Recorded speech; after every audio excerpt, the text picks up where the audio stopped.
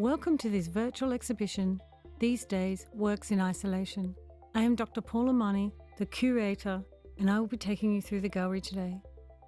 This exhibition came about because of the interruption in our lives that occurred in 2020 with COVID-19 and the resulting lockdown across the globe. This group of international artists turned to their cameras to articulate and record this time in an attempt to address such questions as to how do we act living in a global pandemic? How do we feel? What do we do? And who are we when the future that we had envisioned becomes uncertain and our lives are unexpectedly turned upside down? So let's start. Here we are in Gallery 1. We have Guy Davies' series, Silver Lining, where he uses light to create an idyllic summer holiday feeling, capturing days stretched far beyond the allotted hours and emphasising that isolation also brings a slower pace, and thereby more time to reconnect with family and the simpler things of life. A similar narrative is also created in Heather Dennis's Cactus Flower series. What we are struck by initially is the cacti in each of the first 3 classic portraits. The cacti are long and spiny plants that frame each figure in beauty, a beauty that cannot be touched or held or smelt. Yet like the cacti, the figures appear comfortable and solid within the frame, holding well in these extreme conditions. In Karen Weller's series, Hidden Clues, we find empty urban spaces, resembling a post-apocalyptic world that we all recognise through film. We see closed shops, flashing neons that are no longer necessary, and vacant roads and parks. This same silence echoes in Aaron Burgess' series, Respite. In these portraits, the gaze is away from the camera, with the figure in a quiet moment of contemplation. The portraits depict a going into oneself during COVID as a way to find balance, as in Aaron's words, when the rug is pulled out from underneath you. Here in the work of Serena Stevenson's Time for Love, we see an exploration of intimacy. Her black and white diptychs shot by herself, her son and lover reflect a closeness and a paring back of life. In these images, it is the detail that is important, adding to a story that shows the tenderness of family.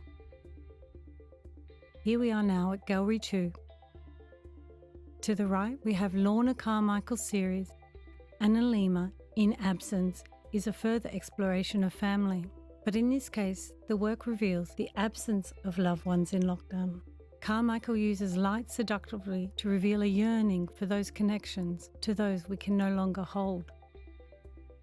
In Christian Mishenko's short film, Suddenly Vulnerable, his family worked together, filming and being filmed, to examine the fear and vulnerability that arose with lockdown.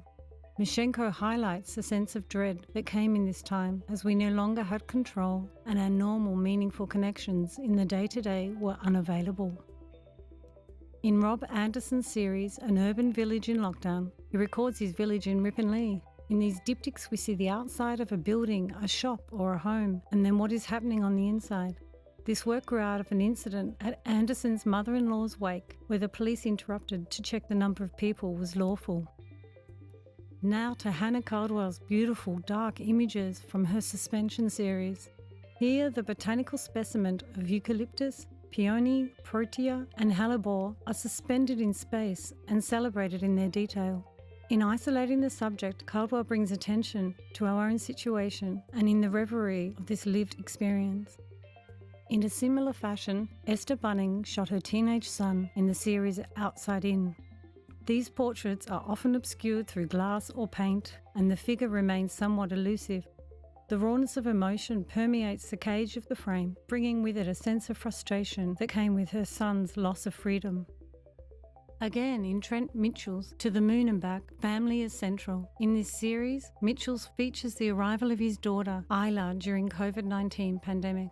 The single leg and foot and the mouldy handprint on the bread particularly point to the tension between our experience of the world and the machinations of the natural world. Here we're moving into Gallery 3, and to Nick Paulson's series, Freedom Has a Cancellation. These familiar airport shots are notable for the lack of people. COVID-19 brought with it, amongst other things, a hold on travel. These spaces are no longer filled with the excitement of a carefree holiday. Rather, they are film sets, no longer in use. In a similar way, Robert Earp's portraits in his Duck and Cover series are shot against the bare walls of his studio with minimal props. The figures move dramatically to express feelings of anxiety and unease, as the weight and gravity of both the enforced isolation and the pandemic register. With our freedoms removed, what are we left with?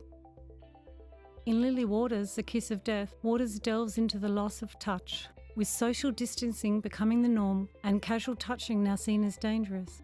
These emotive compositions propose what a future would be without touch and the impending loneliness of a world without skin upon skin. In Billy Plummer's Alive and Pristine works, brings a reverence and a celebration of the natural world with these close-up of plants. One of the notable byproducts of this global pandemic has been the rise in animal life and the natural world. While the modern world has seemingly stopped, the beauty around us has flourished right before our eyes. Next, we have Christopher Nelson's portraits that playfully look at how I spent my quarantine. Holed up in LA, making bread, Nelson wondered what others were indulging in their isolation. So he asked friends, neighbours and people on the street if they would be willing to sit for a portrait with their own overindulgence. In a pensive manner, we see in Emma Baker's Natahi series a consideration of this time, with lone figures peering out of windows as if into a new future. Baker uses light central to the composition and asks us together, what world do we want to live in and leave our children? In Greg Elms' Shrunken World series, Elms finds beauty in everyday objects. He photographs vegetables as if they are gods, majestic on a black background. The texture and colour are highlighted, revealing a complex beauty that is often overlooked in our modern lives. In this instance, lockdown has allowed for a shift in perspective, bringing wonder and solace. And now to the middle of the room to Craig A. Champion's journals, the first 2 minutes. These pages are the scratchings of an uncensored mind, a piecing together of fragments of thought that arise in the crazed, irrational mind. As the noise of modern life slowed in lockdown, the bubbling of the anxiety rushes to the page. Now we'll step into Gallery 4, to Kim Tonelli's series Vulnerability, where she photographed her mother and the implication of her mother's loss and grief in lockdown. Here the lone female figure sits on the bed waiting for time to pass, seeking solace in holding God close and remembering past love. Also in Jacki Key's series, Nature Didn't Notice, loneliness is central to the work, as is mental health. The images tell the story of a young man held hostage to the state of his own mind, trapped between painful loneliness indoors and the suffocating fear of a COVID-infected world outside. Walter Maurice's series Lemonade also uses art as a vehicle to process the sadness and melancholy that COVID-19 brought. In lockdown, Maurice walked the streets of South Sydney, recording light and colour of details that we often miss. The light on an empty car seat, the lines on the road, to form a narrative of stillness and hope. In a similar fashion, Hilary Sloane's black and white photographs encapsulate the fear in the Mojave Desert in Dominion, Fear Out of COVID. When COVID-19 appeared, people became frightened. People turned on people, while others refused to wear masks. A culture of distrust and conspiracy theories bubbled to the surface in this vast land of beauty. In contrast, we see in Claire Gordon's series Alone, Together, shot in New Zealand, Gordon captures the togetherness of the bubble living that was encouraged in such slogans as, "We're a team of 5 million." Behind closed doors, after the isolation and fear gave way, a new serenity materialized away from the stresses of everyday normality. Lastly, we see Scott McCauley's series, A Modern Phantasm Longing for Likes, an exploration of the discrepancy between our public online presence and our private lives, which is most pertinent in lockdown. Our lives are tiring, chaotic, messy, sometimes boring, and often lonely. The projection is like we're in a perfect world. This photo-based collection from these 25 artists is rich in images that probe and reveal, in poignant and provocative ways, the psychological impact of isolation during 2020. Please enjoy.